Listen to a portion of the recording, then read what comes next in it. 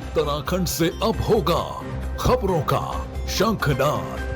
पवित्र धामों के हो दर्शन या गांव शहरों की हो हलचल, देश प्रदेश, राजनीति, आर्थिक जगत या हो खेल की दुनिया की बात, खबरों से जुड़ी हर न्यूज अपडेट अब पहुंचेगी सीधा आपके पास, क्योंकि हम पर है देश की जनता का दृढ़ विश्वास।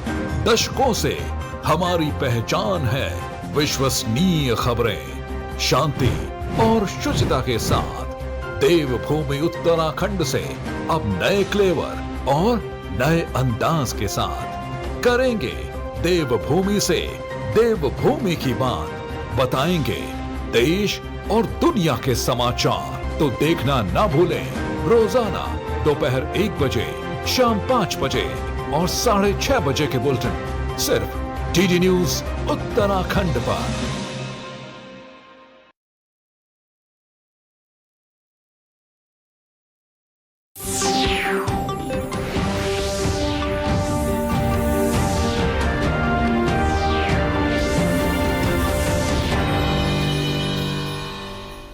नमस्कार, उत्तराखंड समाचार में आपका स्वागत है। मैं हिना जोशी। आइए सबसे पहले नजर डालते हैं आज के मुख्य समाचारों पर।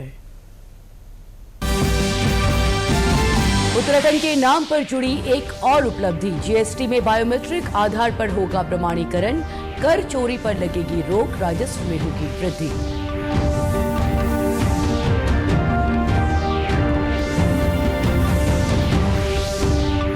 प्रदेश के कई हिस्सों में हो रही भारी बारिश, हल्द्वानी रामनगर राजमार्ग बाधित, आपदा प्रबंधन सचिव विनोद सुमन बोले, पर्वतीय मार्गों पर अनावश्यक यात्रा न करें यात्री।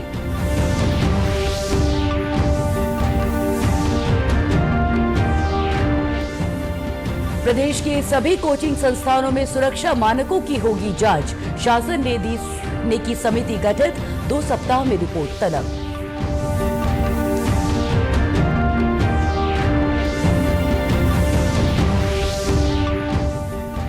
और चमोली का राजकीय इंटर कॉलेज बैरांगना बना खेलों की नर्सरी, पूर्व छात्र परमजीत कल करेंगे पेरिस में प्रतिभाग। अब तक फलक पर चमके हैं 17 राष्ट्रीय और अंतर्राष्ट्रीय खिलाड़ी। और अब समाचार विस्तार से। उत्तराखंड के नाम अब एक और बड़ी उपलब्धि जुड़ गई है। उत्तराखंड अब जीएसटी में बायोमेट्रिक आधार प्रमाणीकरण लागू करने वाला देश का चौथा, जबकि उत्तर भारत का पहला राज्य बन गया है। देहरादून में आज वित्त मंत्री प्रेमचंद अग्रवाल ने जीएसटी में बायोमेट्रिक आधार प्रमाणीकरण की शुरुआत की। इस मौके पर उन्होंने बताया कि इस व्यवस्था के चलते कर चोरी को रोका जा सकेगा और प्रदेश के राजस्व में बढ़ोतरी होगी। कैसे हम जीएसटी कलेक्शन बढ़ा सकते हैं, हालांकि हमारा विभाग लगातार इसके लिए काम करता रहा है। बिल लाओ इनाम पाओ, इसके साथ साथ अनेकों जो हमारे यहाँ जीएसटी का जो ग्रोथ है हर बार बढ़ता रहा है, तो ये भी उस दिशा में बढ़ता हुआ कदम है। मैं अपने विभाग को इसके लिए साधुवाद दे रहा हूँ और निश्चित रूप से उम्मीद कर रहा हूँ कि हम पूरे प्रदेश भर में, जहाँ हमारे यहाँ 22 सेंटर जीएसटी के खुलेंगे और देहरादून है, हल्द्वानी है और हरिद्वार है, रुद्रपुर, यहाँ हम 5 काउंटर खोलेंगे, जिसमें 22 राज्य कर अधिकारी और 58 हमारे जो कर्मचारी हैं इसमें तैनात किए गए हैं। ये अभी शुरुआत है, धीरे धीरे हम आगे बढ़ेंगे और इसके बाद पूरे प्रदेश भर में इसका लाभ हम पूरे विभाग के द्वारा हम लोग लेंगे। वहीं इंडस्ट्रियल एसोसिएशन ऑफ उत्तराखंड के अध्यक्ष पंकज गुप्ता ने बताया कि इस प्रणाली के लागू होने से मुखौटा कंपनियों की पहचान होगी और करदाताओं को सुविधा होगी। देखिए, it will help in weeding out the fraudsters. उसकी वजह से जो है, जो जेन्युइन टैक्स पेयर्स है उनके ऊपर प्रेशर रहता है। तो मैं मानता हूं कि बायोमेट्रिक्स प्रणाली के माध्यम से जो वेरिफिकेशन होगा उसका एक सकारात्मक असर आएगा। जो फ्रॉड करने की सोचते हैं या इनजेन्युइन जीएसटी रजिस्ट्रेशन चाहते हैं आईटीसी वगैरह में, इन सब में जो है रोक लगेगी। प्रदेश में मॉनसून लगातार सक्रिय है। मौसम विभाग ने अगले 24 घंटे के दौरान देहरादून समेत कई पर्वतीय जिलों में मध्यम से लेकर भारी बारिश होने की संभावना जताई है। आज सुबह से कुमाऊं मंडल के कई क्षेत्र में भारी बारिश हो रही है। बारिश के चलते हल्द्वानी रामनगर स्टेट मार्ग कालाढूंगी के चकलुआ के पास क्षतिग्रस्त हो जाने से हल्द्वानी रामनगर मार्ग बाधित हो गया है। इस कारण यातायात को बाजपुर के लिए डाइवर्ट किया गया है।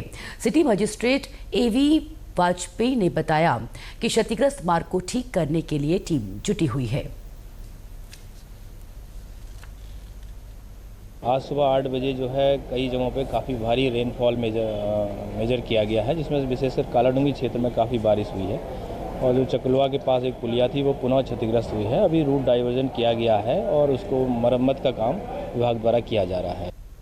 वहीं भारी बारिश की चेतावनी के चलते आपदा सचिव विनोद कुमार सुमन ने सभी अधिकारियों को अलर्ट मोड में रहने के निर्देश दिए हैं। इसके साथ ही उन्होंने बताया कि भारी बारिश के दौरान जल भराव की समस्या से निजात दिलाने के लिए सभी जिलाधिकारियों को निर्देश दिए गए हैं।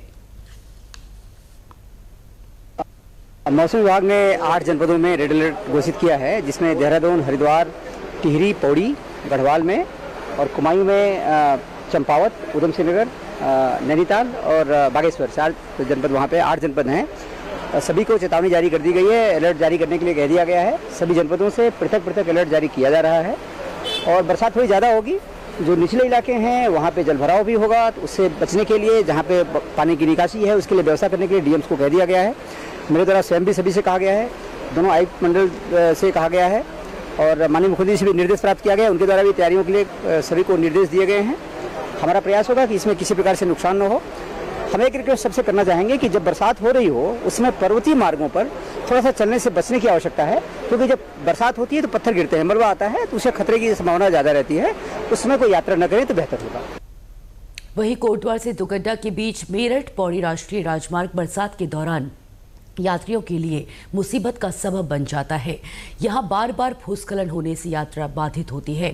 गढ़वाल मंडलायुक्त विनय शंकर पांडे ने कहा कि इस मार्ग का जल्द भूगर्भीय सर्वेक्षण होगा। मीडिया से बात करते हुए उन्होंने कहा कि इस मार्ग पर एलिवेटेड रोड बन सकती है। मंडलायुक्त ने बताया कि गढ़वाल मंडल के पर्वतीय जनपदों में आपदा से लगभग 32 लोगों की जान गई और 100 से अधिक पशुओं की हानि हुई है। उन्होंने बताया कि आपदा से प्रभावित परिवारों को मुआवजे के रूप में तत्काल आर्थिक सहायता और अहेतुक सहायता तुरंत उपलब्ध कराई गई। अभी तक अगर हम 5 जनपदों का आंकड़ा आपको दें तो तकरीबन 30 से 32 के आसपास हमारी जनहानि हुई है और पशुहानि की संख्या तो करीब 100 के ऊपर चली गई है। इन सभी को मुआवजा वितरित किया गया है और 24 घंटे के अंदर वितरित किया गया है और जो अहेतुक सहायता होती है वो भी तुरंत उनको प्रदान की गई। दिल्ली के कोचिंग सेंटर के बेसमेंट में पानी भरने से 3 युवाओं की मौत के बाद प्रदेश में संचालित सभी कोचिंग संस्थानों की जनपदवार जांच के लिए शासन की तरफ से जांच समिति का गठन कर दिया गया है। समिति की अध्यक्षता विकास प्राधिकरण के उपाध्यक्ष करेंगे, जबकि सदस्यों में नगर आयुक्त, अधिशासी अधिकारी, जिला अग्निशमन अधिकारी और जिलाधिकारी व वरिष्ठ पुलिस अधीक्षक द्वारा नामित अधिकारी शामिल होंगे। ये समिति प्रदेश में संचालित कोचिंग संस्थानों के सुरक्षा मापदंडों की जांच कर 2 सप्ताह के भीतर अपनी रिपोर्ट उपलब्ध कराएगी। यहां वक्त हो चला है छोटे से विराम का, जल्द हाजिर होते हैं।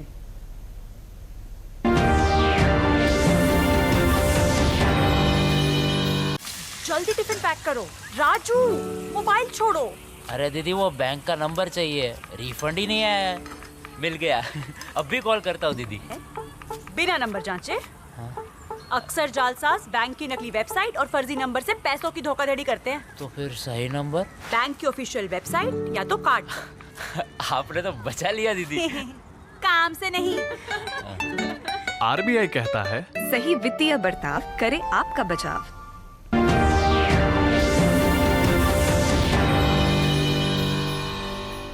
विराम के बाद आप सभी का पुनः स्वागत। देहरादून नगर निगम ने EESL कंपनी से करार समाप्त कर दिया है।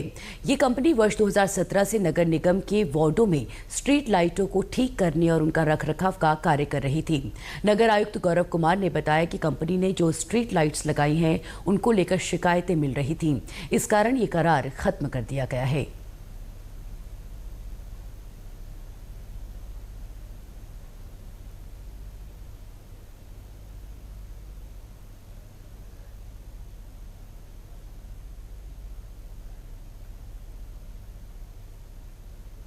कंपनी के साथ हमारा 2 विषयों को लेकर करार था, एलईडी लाइट रिप्लेसमेंट का और उनकी मेंटेनेंस करने का। जो मेंटेनेंस वाला पार्ट है उसको लेकर हमने ESL के साथ अपना कॉन्ट्रैक्ट अभी ख़त्म किया है, क्योंकि पिछले विगत 1-2 महीनों से उनके द्वारा अपेक्षा अनुरूप कार्य नहीं किया जा रहा है, जिससे जनप्रतिनिधि और आम जनता की काफ़ी ज़्यादा शिकायतें प्राप्त हो रही हैं। अब ये कार्य निगम द्वारा स्वयं कराया जाएगा। वहीं नगर आयुक्त गौरव कुमार ने बताया कि देहरादून नगर निगम के क्षेत्रों में बार बार आ रही जल भराव की समस्या से निजात दिलाने के लिए विस्तृत कार्य योजना तैयार की जा रही है।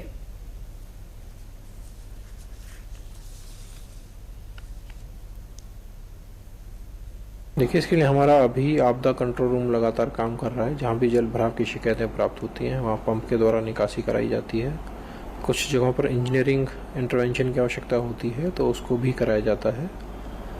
ये जो भी स्थान जहाँ जल भराव हो रहे हैं इसको हम रिकॉर्ड में ले रहे हैं और नेक्स्ट सीजन से पूर्व यहाँ कोई पुनः जल भराव की स्थिति ना हो, इसके लिए क्या क्या इंजीनियरिंग मेजर्स लिए जा सकते हैं, कहीं ढलान किस तरीके से देना है, कहीं नालियों की व्यवस्था करनी है या सोकपिट की व्यवस्था करनी है, उन सबको प्रायोरिटी पर कराया जाएगा।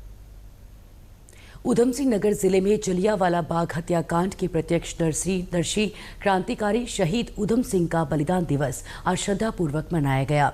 इस मौके पर शहीद ऊधम सिंह की प्रतिमा पर क्षेत्रीय विधायक शिव अरोड़ा, किच्छा विधायक तिलकराज बेहड़, पूर्व विधायक राजेश शुक्ला, जिलाधिकारी उदयराज सिंह, पूर्व मेयर रामपाल सिंह सहित तमाम अधिकारियों ने श्रद्धासुमन अर्पित कर भावपूर्ण श्रद्धांजलि दी। इस मौके पर जिलाधिकारी उदयराज सिंह ने कहा कि शहीद ऊधम सिंह के जीवन से हमें देश प्रेम और देश सेवा की प्रेरणा लेनी चाहिए। उनका जो शौर्य और बलिदान है वो हमारे देश की नई पीढ़ी के लिए, हम सभी के लिए बहुत ही प्रेरणा स्रोत है। और हम लोगों के अंदर जो तमाम चीज़ें आज के परिवेश में भी लोगों के लिए, देश के लिए कितनी कुर्बानी किस स्तर पर जाके की जा सकती है, वो उनसे प्रेरणा हम लोगों को मिलती है। देश की सुरक्षा के लिए उन्होंने अपने घर परिवार सबको त्यागा और देश के सम्मान को आगे बढ़ाया। सीमांत जिला चमोली के दशोली विकास खंड की मंडल घाटी स्थित राजकीय इंटर कॉलेज बैरांगना खेलों की नर्सरी बन गया है। यहाँ के खिलाड़ी देश दुनिया में अपना और देश का नाम रोशन कर रहे हैं। पेरिस ओलंपिक में कल चमोली का लाल Paramjit Singh 20 kilometre walk race में भाग लेगा। स्कूल के छात्रों, शिक्षकों और स्टाफ समेत पूरे देश की नजरें परमजीत पर होंगी। राजकीय इंटर कॉलेज बैरांगना के शिक्षक मनोज तिवारी का कहना है कि उन्हें उम्मीद है कि परमजीत सिंह पेरिस ओलंपिक में पदक हासिल करेंगे। पेरिस ओलंपिक चल रहा है जिसमें कि हमारे विद्यालय रायका बैरागना का छात्र परमजीत भी प्रतिभाग कर रहा है और इससे पूर्व भी रियो में भी हमारा एक छात्र मनीष रावत भी प्रतिभाग कर चुके हैं। निश्चित रूप से रायका बैरागना से छात्र समय समय पर राष्ट्रीय स्तर पर और अंतर्राष्ट्रीय स्तर पर प्रतिभाग करते हैं और परमजीत से इस बार पूरे विद्यालय को, क्षेत्र को, उत्तराखंड को और इंडिया को उम्मीद है कि इस बार निश्चित रूप से एक पदक प्राप्त करेगा और हमारे पूरे क्षेत्र को और हमारे विद्यालय को गौरवान्वित करेगा। जिला क्रीड़ा अधिकारी गिरीश चंद्र ने कहा कि बैरांगना इंटर कॉलेज के मनीष रावत सहित कई छात्र राष्ट्रीय और अंतर्राष्ट्रीय स्तर पर अपना और विद्यालय का नाम रोशन कर चुके हैं। पेरिस ओलंपिक में हमारे जनपद के परमजीत सिंह का जो चयन हुआ है उसमें वो 1 अगस्त को उनका इवेंट होना है। हम उनको अग्रिम बधाई देते हैं और परमजीत इसी जनपद के राजकीय इंटर कॉलेज बैरागना के छात्र हैं और उन्होंने इसी ग्राउंड से प्रैक्टिस की हुई है और इससे पूर्व भी मनीष रावत जो कि है ओलंपियन रहे हैं। रियो ओलंपिक 2016 में जो उन्होंने खेला पार्टिसिपेट किया था वो भी इसी जनपद और बैरागना इंटर कॉलेज के छात्र रहे हैं। स्कूल के खिलाड़ियों का भी कहना है कि रियो ओलंपिक में स्कूल के छात्र रहे मनीष रावत ने प्रतिभाग किया था। इस इंटर कॉलेज से देश को अंतर्राष्ट्रीय वॉक रेसर मानसी नेगी और आदित्य नेगी सहित 17 राष्ट्रीय खिलाड़ी मिले हैं। पेरिस ओलंपिक में रेस वॉक का इवेंट होने वाला है, उसमें हमारे विद्यालय के पूर्व छात्र परमजीत सिंह बिश्नोई जो कि भारत का प्रतिनिधित्व करने वाले हैं, उनके लिए बहुत बहुत बधाइयाँ और हमारे पूरे विद्यालय और मंडल घाटी में काफ़ी खुशी का माहौल और सभी लोगों को उनसे काफ़ी अच्छी उम्मीद है कि भारत का नाम रोशन करेंगे। THDC इंडिया लिमिटेड नई टिहरी में मेडिकल कॉलेज बनाएगा। इसके लिए राज्य सरकार 5 हेक्टेयर और अवशेष 5 हेक्टेयर से ज्यादा भूमि THDC उपलब्ध कराएगा। इस मामले में आज कलेक्ट्रेट में विधायक किशोर उपाध्याय, DM मयूर दीक्षित और THDC के ED LP जोशी की देखरेख में समन्वय बैठक संपन्न हुई। विधायक किशोर उपाध्याय ने कहा कि मेडिकल कॉलेज की मांग लंबे समय से थी, जिसे केंद्रीय ऊर्जा मंत्री मनोहर लाल खट्टर ने तुरंत सहमति दे दी। नरेंद्र मोदी जी ऐसा काम कर सकते हैं या मनोहर लाल खट्टर जी कर सकते हैं कि उन्होंने 1 सेकंड नहीं लगाया, उन्होंने कहा कि इट विल बी डन। और THDC को कहा कि आप इस अस्पताल को बनाओ और बना करके जो है राज्य सरकार को दे दो, वो इसको चलाएंगे। तो आज हमने इस पर बैठक की थी। जमीन कहाँ पर हम लोग उसको बनाएंगे वो चिन्हित की गई है और मुझे लगता है कि अगले हफ्ते पर लगभग सारा काम हो जाएगा और यहाँ से रिपोर्ट बन करके MCI से भी। और अच्छी बात क्या है कि हमारे जो राष्ट्रीय अध्यक्ष हैं JP नड्डा जी, वो भी पर्वतीय क्षेत्र से, वो यहाँ की समस्याओं के बारे में भलीभांति अवगत भी हैं, तो वहाँ से भी हमको मदद मिल जाएगी। इस संबंध में जिलाधिकारी मयूर दीक्षित ने कहा कि चिन्हित भूमि का सर्वे कराया जा रहा है। माननीय विधायक जी की अध्यक्षता में और THDC के ED साहब की प्रेजेंस में एक बैठक हुई थी। उसमें जो मेडिकल कॉलेज है उसके लिए जो भूमि अभी प्रिलिमिनरी सर्वे हमने कराया है एडियान विलेज का, वहाँ पर हमने जो लैंड का सर्वे हो रखा है प्रारंभिक, उसके बारे में चर्चा की गई और THDC के द्वारा उसको निर्माण करने की एक सैद्धांतिक सहमति दी गई है। तो अब उसका जांच करा के जियोलॉजिकल स्टडी करा के भूमि की प्रस्ताव को शासन प्रेषित किया जाएगा। वहीं THDC के ED LP जोशी ने कहा, इडियारी गांव में भूमि का चयन किया गया है। इस भूमि का सर्वे कराने के बाद MCI से अनुमति ली जाएगी। इडियारी गांव है, उसके आसपास शायद 11 हेक्टेयर जमीन है, जिसमें कि कुछ हेक्टेयर जमीन तो उत्तराखंड सरकार की है और कुछ इसमें THDC की है। तो उसका एक बार कर उसमें एक जियोलॉजिकल सर्वे जो है कल हम लोग करेंगे। उसमें हमारे जियोलॉजिस्ट भी जाएंगे और स्टेट गवर्नमेंट के भी कुछ अधिकारी जाएंगे। एक बार भूमि का चयन हो जाएगा तो उसके बाद जो भी उसकी फॉर्मेलिटीज़ है उसको तय करके और उसमें जो मेडिकल काउंसिल ऑफ इंडिया से जो भी उसकी अप्रूवल्स हैं और जो भी उसके लेआउट बनना है, प्लान्स बनना है, तो उस पर कार्रवाई करेंगे। उत्तराखंड के समाचारों में आज बस इतना ही। हमें दीजिए इजाजत। नमस्कार।